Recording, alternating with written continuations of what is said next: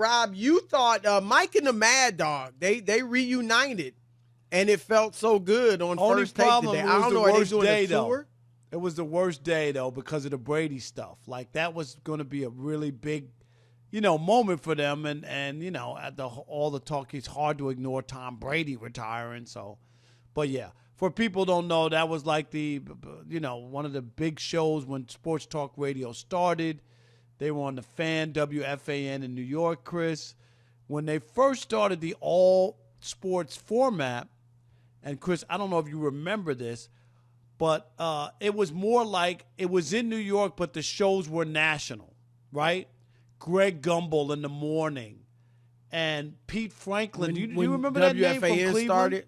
Well, yeah. I remember him from Cleveland. I got to the New York area in 98. Okay. So I remember Mike and the Mad Dog, of course. But they would have, like, after that failed, like it wasn't good to do national in New York. People want local. Right. Absolutely. People want local. They want to hear about their teams. And then Mike and the Mad Dog came together. And I've known both of those guys for a gazillion years because I, started my career in 86 in New York. But anyway, it was their reunion because Mad Dog's been doing stuff with Stephen A. And Francesa retired, came back for a brief stint, Chris, and then he's done on radio in New York. So it was supposed to be a big deal to have those two on.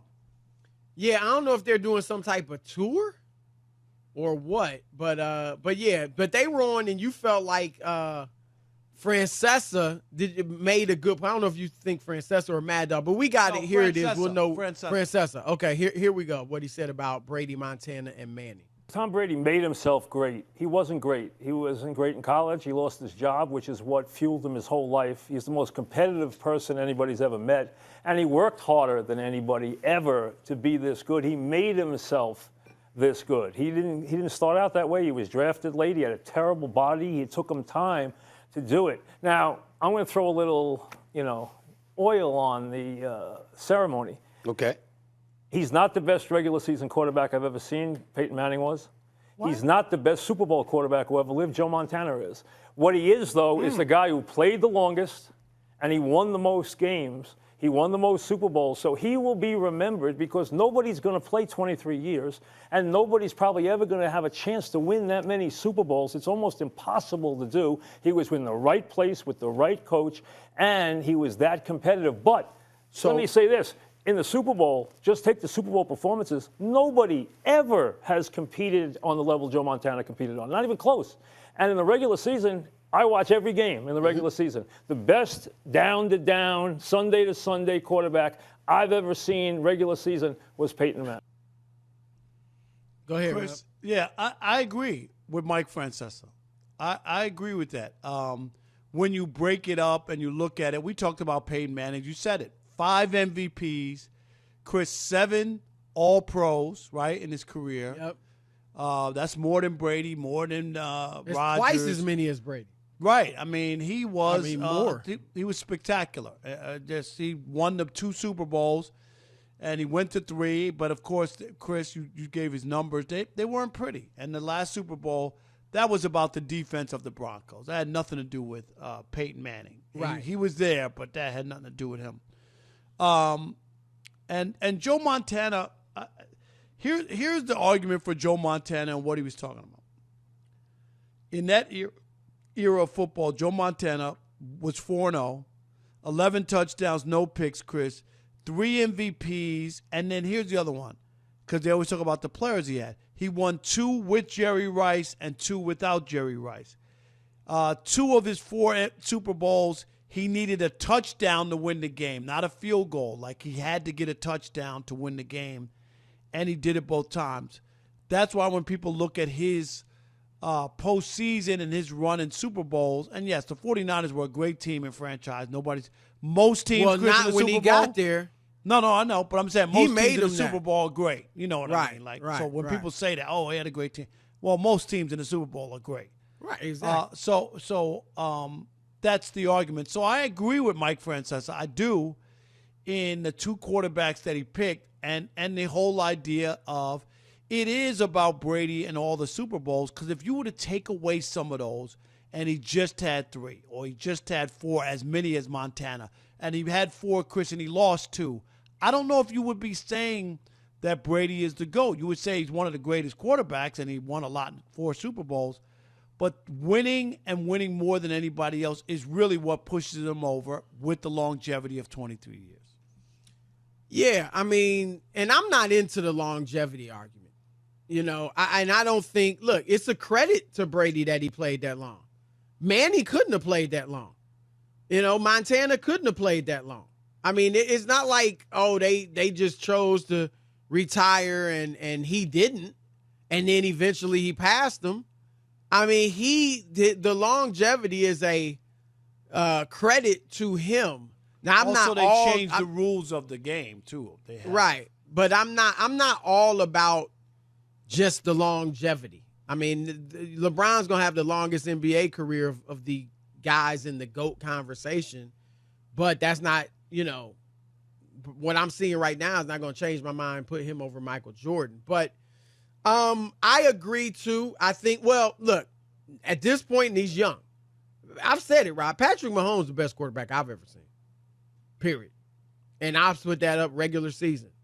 But obviously, he's early in his career. So, yeah, Peyton Manning, after him, I would go with Peyton Manning. And, Rob, the thing about Manning, he changed the way the position is played. Like, you can turn on a high school football game now, and you will see quarterbacks calling the game from the line of scrimmage. You know what I mean? They used to audible, but they weren't pointing out the linebackers and watch out for this guy in the defensive end and changing. I mean, they were audibling, but changing the plays based on the defense of the way that Manning did it. And now it's commonplace. So he changed the way the position is played. So I definitely agree with that. And then you're right. I mean, Montana was, you said it. He had a passer rating of 127. He was unbelievable. In the Super Bowls. Right. In 4 Super Bowls. But the fact is, and you brought up, well, if Brady didn't have, he does. No. If Jordan only won 3 rings, would he be the GOAT? Probably not. You know what I mean? Like, so Brady did do it all. And you know this, Rob. Let's call it what it. Manning struggled in the playoffs. He really did. And you brought it up. That second Super Bowl he won, we give him credit. Because really, Rob, we always just talk about Peyton Manning's got 2 rings. And a lot of people don't point out, and I don't think you need to. It's a team game, and they won. But he was not even close to himself. He was a shell of himself that last year when they won the Super Bowl. He had 9 touchdowns and 17 picks, right? You remember he lost the job to Brock Osweiler. Right. And then he got it back right going into the playoffs, I think, Chris. But it wasn't like they benched him. He was that bad. He got benched. And his overall playoff record, just 14-13. Without that last year when they won the Super Bowl, it would have been under 500. Montana obviously was terrific in the regular season and obviously the playoffs, but just not to the degree that Brady. And here's where I'll give a little bit of pushback. But I agree. Like, Brady's probably not even the second best regular season quarterback. I mean, you might be able to give that to Rodgers. But it's not like Brady wasn't great in the regular season, Rob. I mean, and people, again, game manager. Really? Not quite. His second year as a starter, he led the league in touchdowns. Led the league in touchdown passes. Now, they didn't even make the playoffs that year, but he had 28 touchdown passes. 2 years later, he had 28. And then when and remember, he was doing it with, Deion Branch, Troy Brown, Rashae Caldwell, David Givens, guys that were never made a Pro Bowl, most of them, if not all of them. Good thing Brady took a pay cut so they could use that money on some players. And whatever he did worked. That's all I'm saying. And so maybe they used him on offensive linemen and the defense, but whatever. And he was winning with that. And then you gave him a superstar in Randy Moss, and he led the league in everything. 50 touchdown passes, 300 yards a game. That's when I started thinking this dude might be the GOAT.